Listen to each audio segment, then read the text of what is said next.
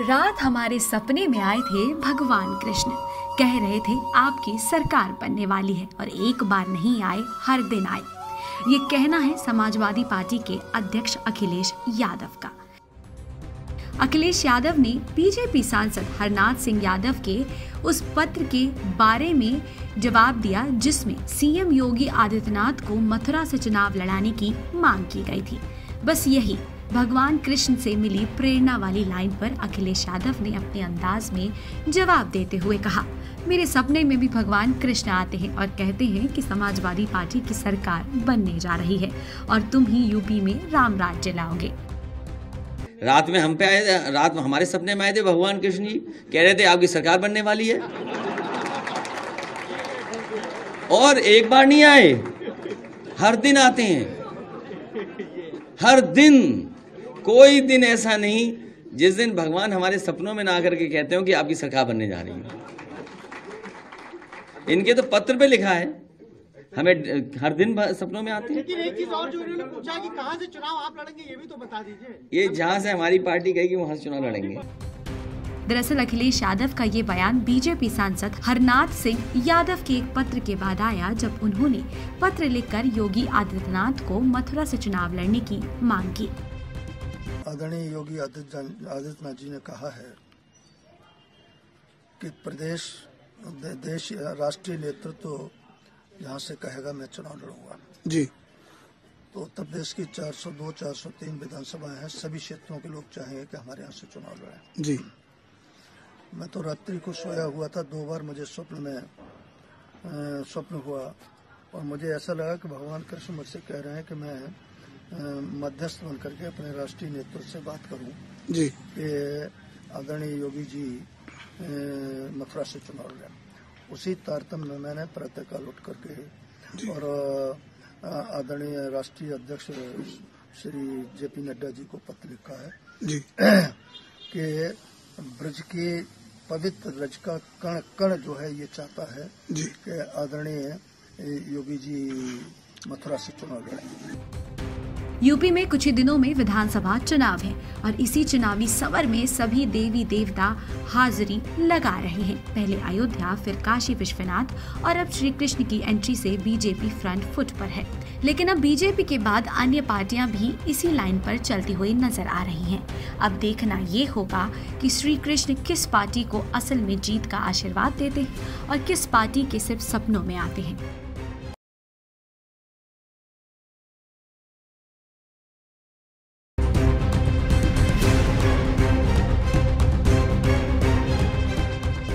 राजधानी दिल्ली में तेज गति से बढ़ रहे कोरोना वायरस को रोकने के लिए सरकार हर तरह के प्रयास कर रही है। दिल्ली सरकार ने जहां पहले ही येलो अलर्ट लागू कर नाइट कर्फ्यू लगा दिया था, वहीं अब राजधानी में वीकेंड कर्फ्यू का भी ऐलान हो गया है।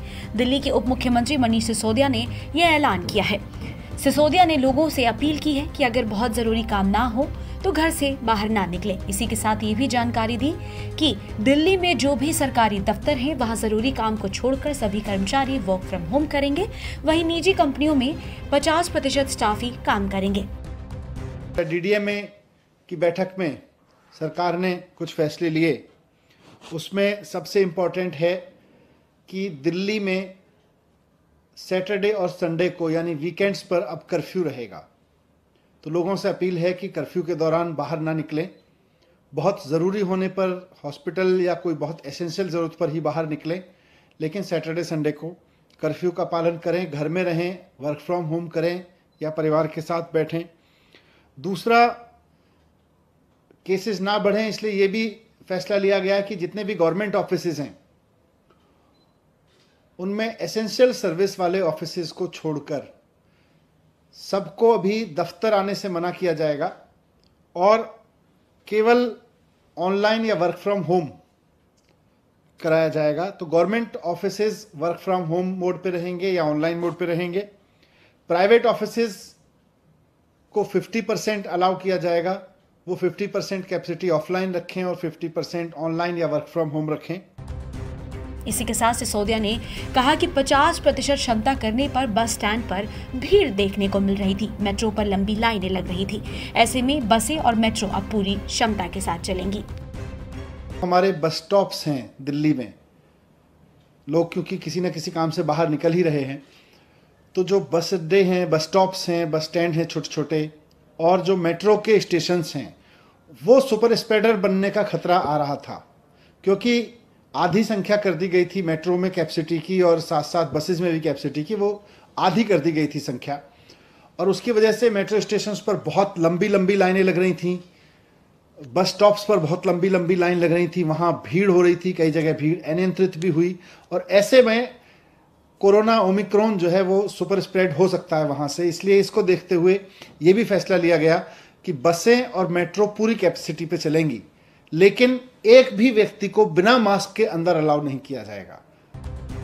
आपको बता दें कि पिछले 24 घंटे में राजधानी में 4000 से ज्यादा नए मामले कोरोना के सामने आए हैं और फिलहाल 11000 के करीब एक्टिव केसेस हैं दिल्ली में अभी 420 मरीज अस्पताल में भर्ती हैं। हालांकि सिर्फ 124 मरीजों को ऑक्सीजन की जरूरत पड़ रही है, जबकि 7 वेंटिलेटर पर हैं। विशेषज्ञों का मानना है कि ओमिक्रॉन में काफी कम लक्षण आ रहे हैं, लेकिन कोरोना हो रहा है तो हमें सावधान रहने की जरूरत है। दिल्ली के मुखिया अरविंद केजरीवाल ने भी मंगलवार सुबह ये जानकारी दी कि वो कोविड पॉजिटिव हो गए हैं। राजधानी ने पिछली वेव में जो नजारे देखे, जो दर्दनाक मंजर हमने देखा है, वो हम में से किसी को भी नहीं भूलना चाहिए और स्थिति खराब होने से पहले ही हम सबको सतर्क हो जाना चाहिए। घर पर रहना है, घर से बाहर निकलना है तो मास्क जरूर लगाना है।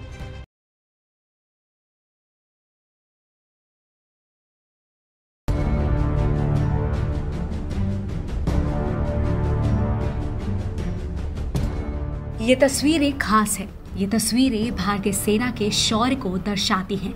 ये तस्वीर भारतीय सेना के मजबूत मनोबल के साथ साथ देश के लिए मर मिटने के जज्बे को दिखाती है। ये तस्वीरें नए साल की पूर्व संध्या की हैं, जब भारतीय सेना के जवानों ने गलवान घाटी पर तिरंगा फहराकर चीन को कड़ा संदेश दिया। केंद्रीय मंत्री किरण रिजिजू ने तिरंगे के साथ गर्व से खड़े भारतीय सैनिकों की तस्वीरें ट्वीट करते हुए लिखा, बहादुर भारतीय सेना के जवान गलवान घाटी में। गलवान घाटी में भारतीय सैनिकों की ये तस्वीरें तब सामने आई हैं जब हाल ही में चीन की एक मीडिया अकाउंट द्वारा एक वीडियो ट्वीट की गई। इस मीडिया अकाउंट का दावा था कि इस वीडियो में चीनी सैनिक गलवान घाटी में खड़े हुए हैं और अपनी एक भी इंच जमीन किसी को ना देने की शपथ ले रहे हैं। भारत के दुश्मनों के नापाक इरादों का मजबूती से जवाब देने के लिए हमारे जवान सरहद पर तैनात हैं। गलवान घाटी में 0 से कई डिग्री तापमान के बीच इन जवानों के तिरंगे फहराते हुए ये तस्वीरें हर भारतीय के दिल में जोश भर देती है। इन तस्वीरों से भारत के वीरों ने देश के दुश्मनों को साफ संदेश दिया कि भारत की सीमा में एक कदम रखना कितना भारी पड़ सकता है।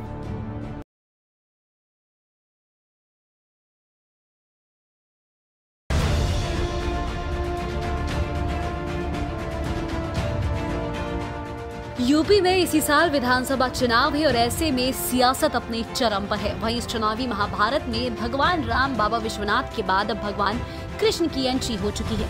सपा मुखिया अखिलेश यादव के सपनों में भगवान कृष्ण के आने और समाजवादी पार्टी की सरकार बनने के आशीर्वाद पर सीएम योगी आदित्यनाथ ने अलीगढ़ से करारा हमला बोला है। दरअसल सीएम योगी यूपी चुनाव से पहले फुल एक्शन मोड में नजर आ रहे हैं, जहां वो हर दिन कोई न कोई योजना का लोकार्पण या शिलान्यास कर रहे हैं। इसी कड़ी में सीएम योगी ने अलीगढ़ को 7000 करोड़ से ज्यादा के विकास कार्यों की सौगात देते हुए 660 मेगावाट की यूनिट के उद्घाटन के साथ ही 9 परीक्षण केंद्र और 113 परियोजनाओं का लोकार्पण व शिलान्यास किया। जिसके बाद सीएम योगी ने ज्यादा समय नहीं लगाते हुए अखिलेश यादव के उस बयान पर करारा हमला किया, जिसमें उन्होंने भगवान कृष्ण द्वारा सपनों में आकर जीत का आशीर्वाद देने की बात कही थी।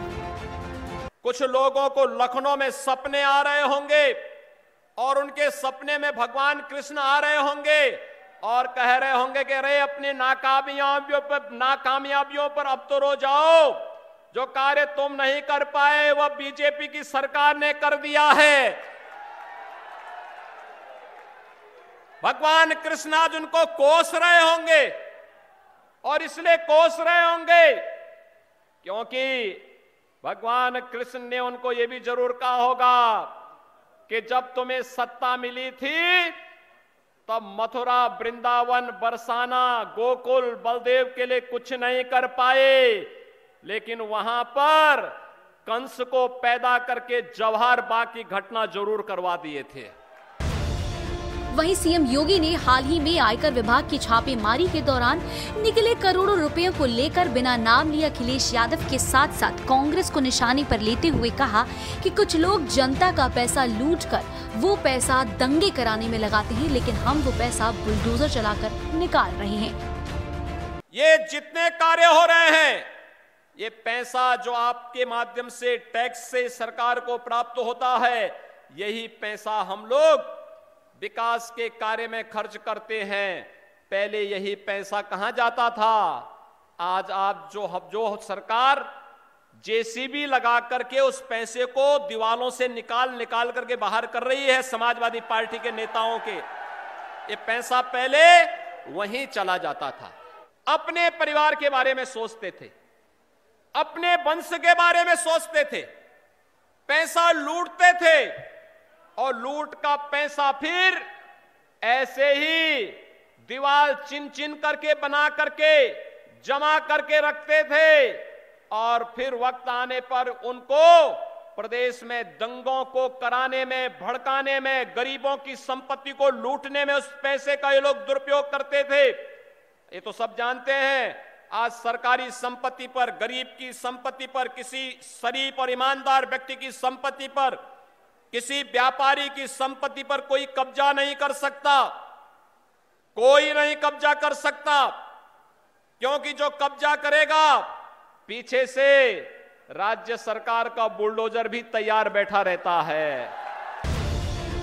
यूपी के इस चुनावी महाभारत में सभी नेता अपने अपने दांव चल रहे हैं। कोई बिजली फ्री देने की बात कह रहा है तो कोई ये याद दिला रहा है कि हमने अपने कार्यकाल में कितने वादे पूरे किए। किसी के सपनों में भगवान कृष्ण आकर जीत का आशीर्वाद दे रहे हैं तो कोई यूपी की नारी शक्ति के बलबूते सत्ता में आने की राह बना रहा है। लेकिन फैसला सूबे की जनता को ही करना है कि कौन अगले 5 सालों में उनके भविष्य को सुधारने का काम करेगा।